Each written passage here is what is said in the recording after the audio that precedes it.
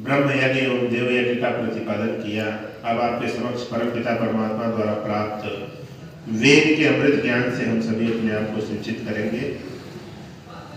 यजुर्वेद के 19वें अध्याय का 91वां मंत्र है। ओम एनः पूर्वे पितरः सौम्यासो मुहिरे सोमपीठं वसिष्ठाः ते व्रियं सरणारो हविपुष्टं शुद्धि प्रतिकामत्तो। मंत्र के भावार्थ में ऋषिजान लिखते हैं, पिता आदि पुत्रों के साथ और पुत्र पिता आदि के साथ सब सुख दुखों के भोग करें और सदा सुख की वृद्धि और दुख का नाश किया करें। देखिए, मैं जब जब वेद मंत्र पढ़ता हूँ मुझे यह स्पष्ट होता जाता है कि अगर परमपिता परमात्मा ने सृष्टि के आदि में ज्ञान मनुष्यों को नहीं दिया होता तो जो आज चीजें हम देख रहे हैं वो शायद नहीं हो पाता ऐसा। इसीलिए वेदों का स्वाध्याय नितांत आवश्यक है। अब पिता का व्यवहार पुत्रों के साथ कैसा होना चाहिए और पुत्रों का व्यवहार पिता के साथ कैसा होना चाहिए, कितना सुंदर बात कर रहे हैं कि सुख और दुख दोनों के भागी है पिता और पुत्र एक साथ। ऐसा नहीं कि पिता दुखी है तो पुत्र छोड़ के चला जाए और पुत्र दुखी है तो पिता छोड़ के चला जाए, कोई मतलब न रखे। ये व्यवहारिकता नहीं है, ये धर्म नहीं है। और दोनों मिलके सुख की वृद्धि के लिए कार्य किया करें। कितनी गहरी बात है। आज जिस समाज में हम रह रहे हैं, जिसको आधुनिक कह रहे हैं, क्या ये सही आधुनिक समाज होता है जहां एक पुत्र पिता को छोड़ देता है मरने के लिए? तो उसके भोजन की व्यवस्था है कि नहीं, उसके दवा की व्यवस्था है कि नहीं? और कहीं कहीं ऐसा भी आपको देखने में आएगा कि पिता भी पुत्र को छोड़ देता है।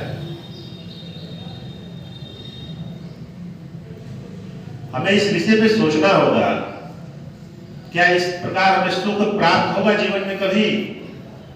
जब हम अपने पिता को ही सुख नहीं दे सकते हैं, पिता बालक को ही सुख नहीं दे सकता है, तो फिर इन संबंधों का औचित्य क्या रह जाएगा?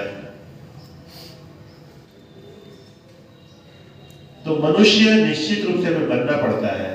वास्तव में हम मनुष्य है नहीं, देह से भले मनुष्य दिखते हो। इसीलिए ऋग्वेद को कहना पड़ा कि मनुर्भव दिव्या दिव्यम जन्म, कि हे मनुष्य तू मनुष्य बन और दिव्य संतानों का निर्माण कर।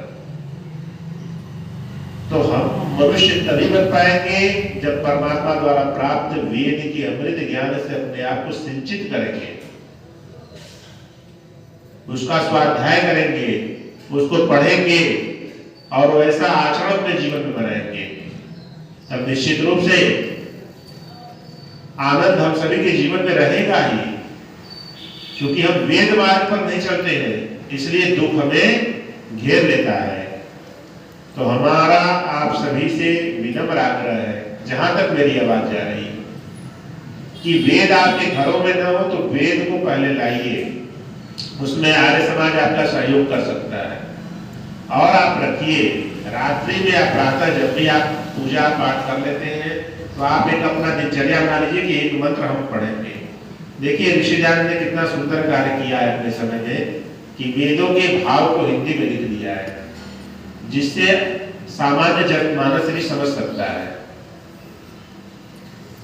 तो हम सभी का ये प्रयत्न होना चाहिए कि वेदों को पढ़ें और उस पर चलें। केवल पढ़ने से हमारा कोई लाभ नहीं होगा।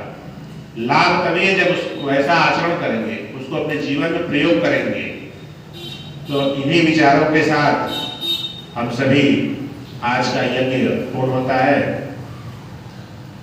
हम सभी का ये निरंतर प्रयास होना चाहिए, रेगुलर, कि हम वेद के बहुत नजदीक रहेंगे। जब तक वेद के नजदीक रहेंगे हम आनंद के भी नजदीक रहेंगे। जहां इससे दूर हुए आनंद कहीं खो जाएगा जीवन से। इन्हीं विचारों के साथ आइए हम सभी लोग मिलकर शांति पाठ करें।